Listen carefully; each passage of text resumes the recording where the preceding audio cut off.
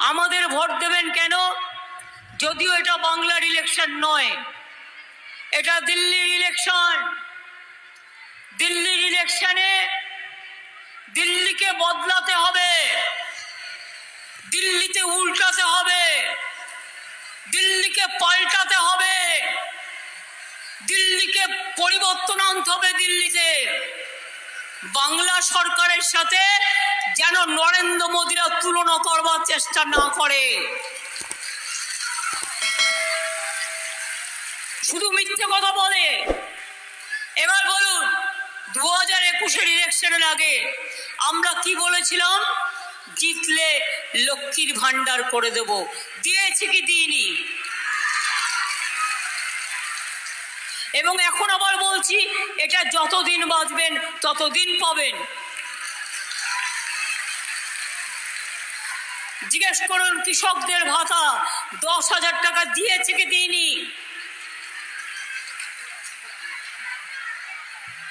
কন্যাশ্রী দিই কি দিই না? শিক্ষাশ্রী দিই কি দিই না? 100 দিনের কাজে কাজ করালো মোদি বাবু। রোজ বড় বড় বিজ্ঞাপন, প্রচার ছাড়া কিছু নেই। ওনাকে আমি নাম দিয়েছি প্রচার মন্ত্রী। ঘুম থেকে উঠলেই ওনার ছবি, দুপুরে উঠলেও ওনার ছবি, রাতে ঘুমোতে গেলেও ওনার ছবি। আর সবাইকে বলছে মাছ খাবে না, মাংস খাবে না, ডিম খাবে না, শুধু বার্লি খাবে। জিজ্ঞেস করুন কমরেড, আমরা তো অনেক কাজ করেছি। মেয়েদের বিয়ে না হলেও 25,000 টাকা দিই রূপসী বাংলায়। আপনারা আমায় বলুন, যে আদিবাসী ভাই বোনেরা এসছেন, তপশিলি বন্ধু আছে আমাদের, জয় জহর আছে আমাদের, বিনা পয়সায় সাইকেল দেওয়া হয়, স্মার্টফোন দেওয়া হয়, সবটাই করে দেওয়া হয়। কিন্তু মোদি বাবু, এটা আপনার ভোট, লোকে আপনাকে কেন ভোট দেবে? 10 বছর ধরে আপনি কি বললেন? আমি জিতলে সবার বাড়িতে 15 লক্ষ টাকা করে পৌঁছে দেবো। পেয়েছেন সে টাকা? 1 লক্ষ পেয়েছেন? 2 লক্ষ পেয়েছেন? 5 লক্ষ পেয়েছেন? এমনকি 50,000 টাকা পেয়েছেন? তাহলে প্রতিবার ভোট আসবে আর মিথ্যে কথা। গ্যাসের দাম কত? দিচ্ছি বিনা পয়সায় চাল, 1000 টাকার গ্যাসে উঠছে বিনা পয়সার চাল। বাহবা নন্দলাল, বাহবা প্রধানমন্ত্রী নন্দলাল। রোজ মিথ্যে কথা বলছে, বিনা পয়সায় গ্যাস দেবো। ভোকারটা বলছে বিদ্যুতের বিল আপনাদের দিতে হবে না, ভোকারটা বলছে রেশনে নাকি উনি চাল দেন, দেয় না, মিথ্যে কথা। আমি দাঁড়িয়ে বলছি মিথ্যে কথা। করলেন তোমরা এগুলো ধরতে পারো। নিয়ম হচ্ছে, আমার 9 কোটি লোককে আমি রেশন দিই। সেন্ট্রালের ধার্য হচ্ছে 7,000 কোটি টাকা বছরে, আর রাজ্যের 9। এই 2 বছর কোভিডের পর 9,000, 18,000 কোটি টাকা রেশন দেওয়ার জন্য যে চাল কিনেছি আমরা দিয়েছি, প্লাস আরো 12,000 কোটি টাকা দিয়েছি। নরেন্দ্র মোদী দেয়নি, 1 পয়সার চাল দেয়নি, 1 পয়সার গম দেয়নি, মিথ্যে কথা বলে বেড়ায়।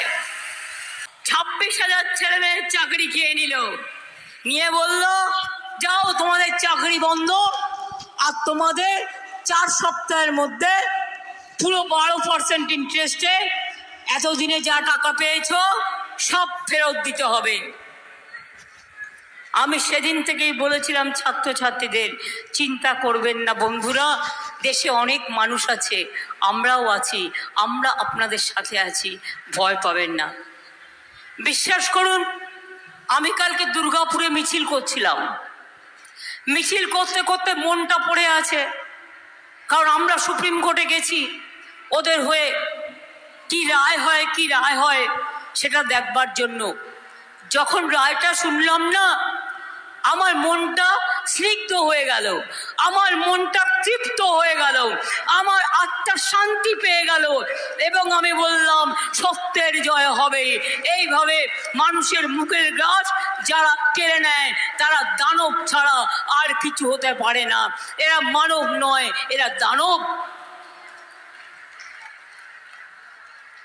এরা জাতি বিক্রি করেছে, ধর্ম বিক্রি করেছে, মানুষ বিক্রি করেছে। আর আগামী দিন জেনে রাখুন, এনআরসি করে সবাইকে দেশ থেকে তাড়াবে প্ল্যান করেছে। কে করে সবাইকে তাড়াবে? আর ইউনিফর্ম সিভিল কোড, তপশিলি ভাই বোনেরা কোনো অস্তিত্ব থাকবে না আপনাদের, সব কেড়ে নেবে মোদি। মিটিংয়ে মিথ্যে কথা বলবে, করব না, কিন্তু এই বিল করেছে, এই বিল ওদের ম্যানিফেস্টোয় আছে। সংখ্যালঘুদের অস্তিত্ব থাকবে না, আদিবাসীদের থাকবে না, ওবিসিদের থাকবে না। আমরা যারা রামকৃষ্ণ পরমহংসদেবের মতো হিন্দু বা স্বামী বিবেকানন্দের আদর্শ মেনটেন করা যে হিন্দু, আমরা যারা মা দুর্গা পুজো করি, মা কালী পুজো করি, রক্ষা কালী পুজো করি, রমজান মাসেও যাই, ঈদেও যাই, গির্জাও যাই, মনে রাখবেন হুগলি জেলা একদিকে ব্যান্ডেল চার্চ, অন্যদিকে ফুরফুরা শরীফ, একদিকে হচ্ছে মাসির বাড়ি আর একদিকে হচ্ছে মায়েশের রথ।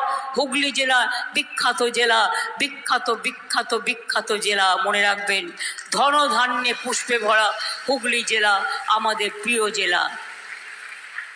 তাই যাই ভুলো, যদি অন্য কেউ ভুল করে থাকে, আমরা নতুন মেয়েকে টিকিট দিয়েছি, একটা গরিব ঘরের প্রান্তিক ঘরের মেয়েকে। আপনাদের বলবো ওকে গ্রহণ করে নেওয়ার দায়িত্ব আপনাদের। ওকে ভোট দিন, ওকে জিতিয়ে দিন। আর আমার কথা এখান থেকে এটাকে পেনড্রাইভে তুলে নিয়ে রমেন্দুকে আমি বলছি, খানাকুল এবং পরশুরা যারা দায়িত্ব আছে তাদেরও গিয়ে এটা শোনাবে, গোঘাটেও শোনাবে।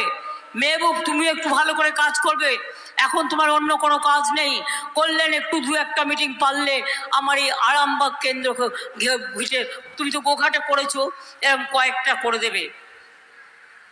আমরা চাই আরামবাগে মিতালি বাগ জিতুক। মিতালি বাগ জিতলে আপনাদের যদি রেল লাইন করে দিতে পারি, আরো 3000 কোটি টাকা দিয়ে একটা রাস্তা করে দিচ্ছি, মোর গ্রাম থেকে একেবারে এই জয়রামবাটি কামালপুকুর থেকে হয়ে একদম নর্থ বেঙ্গল যাবে। 3000 কোটি টাকায় যাতে বন্যা না হয় আপনাদের এখানে, তার জন্য একটা পরিকল্পনা করা হচ্ছে, অনেক কাজ এগিয়ে গেছে। এছাড়াও আরামবাগ মাস্টার প্ল্যান প্রায় সমাপ্তির মুখে, রেল শুধু দুটো ব্রিজ করছে না বলে আমাদের টাইম লাগছে, আদারওয়াইজ আমরা অনেকটা কাজ করে দিয়েছি। আমার মা লক্ষ্মীরা প্রস্তুত হচ্ছে, আমার মা বোনেরা প্রস্তুত হচ্ছে, আমার ইয়াং জেনারেশন এগিয়ে আসতে হবে। দেখো দিদি তোমাদের জন্য স্ট্যান্ড নিতে পারে কি পারে না। আমার 10 লক্ষ চাকরি রেডি আছে সরকারি, এরা করতে দেয় না। লোকের চাকরি দেবার ক্ষমতা নেই, কিল মারার গোসাই কেড়ে নেয়, কাটতে আমরা দেব না।